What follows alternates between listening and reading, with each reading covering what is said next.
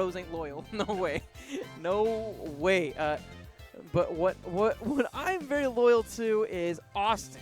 You know, he may not be loyal to coming out to Shockwave consistently, but one thing is certain: every time he's on screen, beautiful, beautiful magic happens. He's going against Eidos. Eidos, you can see by this shirt exactly who he's going to be playing. Dark Pit. No, he's going to be playing Ryu.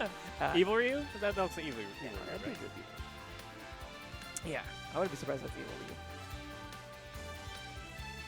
Ryu. Man, Eidos, I remember he lost to Gio in Winterside, and turns around and looks at me and just like, dude, I don't have any more energy to play. I feel like I have nothing left to That tank. is one actual, like, seriously, like, a very large part of big tournaments is at a certain point in time, it becomes an endurance, like, race. Right. For lack of a better term. Because you have so many people. Like, there are 124 people playing today. Can you imagine, like, how many matches that is? That's a lot of matches. And a lot of the time, like, when you're not playing and you're, like, racking your brain trying to figure out how to beat your opponents and, like, dealing with that stress, you're sitting around in a venue filled with a bunch of other, you know, sweaty nerds. The place is getting super hot. You haven't eaten anything. You're, like, subsisting on sugar water. It can get really rough. Definitely. And I told Eidos, like, hey, man, what you got? When was the last time you drank water? Yes. Right? And I told him straight up, run to Wendy's, go get a water, and come back. And I'm serious about running, you know, because right now, like, you got to get the blood pumping. You got to get right back into it. And I'm glad because he's clearly able to fight his way through the loser's bracket. Now here he is about to square off against Awestin. I would say this is the best Ness main that we have, but I mean, after Ryuk, I don't know. I don't know. Ryuk was crazy. I wonder if he's still in this turn. No. He actually just got knocked out, now I think about it. He just left, yeah. I think he placed something like 13th. Amazing, amazing player. But enough about him. It's all about Awestin as we go over to Smashville for game number 1. These fairs, a bit like Sheik. No surprise that this is where Awestin would be very comfortable going to. And we've seen this man make many an off shot. And he nearly walks away with the kill there as he actually does get the kill. Okay, never mind. 20 seconds. That was the most intimate kill I've ever seen. Just having that that PK flash just going to him. I was like, what you going to do, bro? What you going to do? You going to air dodge? Oh, by the way, you can't make it back up here. He hit him with the U-Mad combo. Focus attacking through the initial hit, but not actually finding the crumble afterwards. But Awestin, however, finds the last hit of the PK Thunder 2. Oh, man. Even though he doesn't get the kill, we got to talk about, like, tournament stamina, right? I feel like getting hit by things like that, it just hurts. Yeah. It just hurts. And, you know, Eidos playing a character like Ryu has plenty of tools whenever it comes to coming back into the game. He is far from out of this. Something happened pretty fast, though. Awestin is going to be putting him up towards kill percents really soon. In fact, there wasn't going to kill quite yet. Ryu is a relatively heavy character. Oh! Oh, okay. With the focus through it, and he Shoryu's into death. Oh, Baller. No.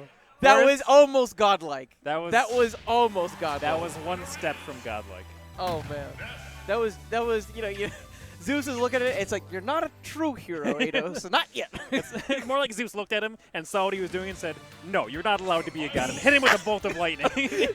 You're not coming up to Olympus. Olympus was like the platform. And Yeah. Zeus is like, nah, bro. Not yet. No, but Eidos, you know, I love like his mentality there, right? He had the right idea. Definitely. I mean, that focus attack was just brilliant. The story was fantastic. It's just Reached a little bit too far.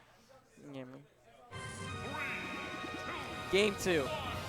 Eidos, he knows it's earlier on in the game. He's probably going to be expecting some grabs coming out from Awestin pretty soon. But right off the bat, actually, Awestin switching things up, going for the fair into the falling up air, and just putting on so much damage with these aerials primarily. No grabs yet, actually, from Awestin, who might be saving things, saving the grab, actually, for the end game after some early game conditions. Okay, yeah, looks like he released the focus attack a little bit too early, get clipped by that back air. Awestin keeping the pressure on. Again, putting on so much damage. Okay. Tough time recovering, but focusing right through the first hit of the PK Thunder. He's got to be very cautious to how he does that. Gets it, but no follow-up afterwards. Eidos, however, sent to the heavens with that falling up air. And that's a heartbreaker. That should have been his. Yeah, big opportunity missed. Oh, okay. Get a little the weak up tilt follow-ups. Can get really big swings off of that if your opponent doesn't SDI out.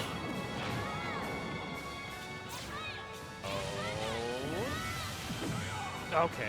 That was almost godlike. Yeah, I was gonna say in those sort of situations, like 95% of Ness players would die. But if there was anyone who could do it, it would be Awestin. Such a cheeky player. Like, it's ridiculous some of the things he can do with this character. Yes. Especially given how little he practices. Okay. Great jump away from Eidos. Yeah, I've used the tag stick forward air. But again, Awestin just scooping him up. Bro, ooh. No up to follow-up. He hasn't been finding the follow-ups that he's really hoping for. I think it doesn't cost him all that much. 127%. He doesn't have any games to give. Very fortunate he's able to make it around. Focus attack, dash canceling, just to avoid the assault from Awestin.